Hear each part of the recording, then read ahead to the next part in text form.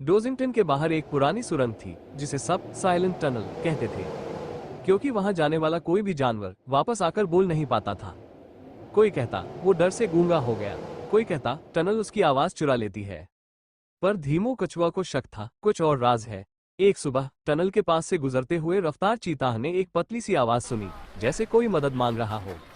रफ्तार भागकर धीमू के पास पहुंचा। कुछ है वहां जो हमें बुला रहा है।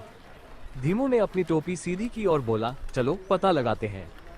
टीम बनी। धीमू, रफ्तार, पोई पांडा और बकरी प्लम, चारों जानवर टॉर्च लेकर टनल में उतरे। अंदर बहुत ठंड थी और हवा में कुछ अजीब गूंज थी, जैसे पुरानी फुसफुसाहटें। थोड़ा आगे बढ़ते ही दीवार पर चमकता हुआ कुछ लिखा था।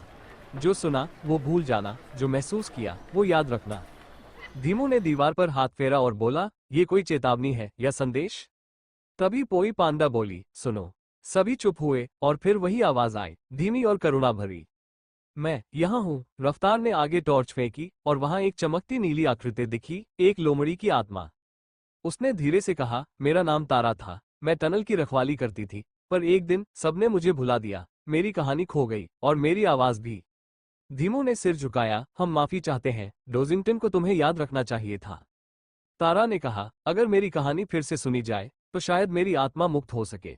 धीमू ने तय किया, अगली टाउन काउंसिल में तारा की कहानी सबको सुनाई जाएगी। वापस लौटने पर प्लम ने टनल का एक चित्र बनाया और दीवार पर लिखा, यहाँ तारा की कहानी गूंजती है, सुनो, महसूस करो और याद रखो।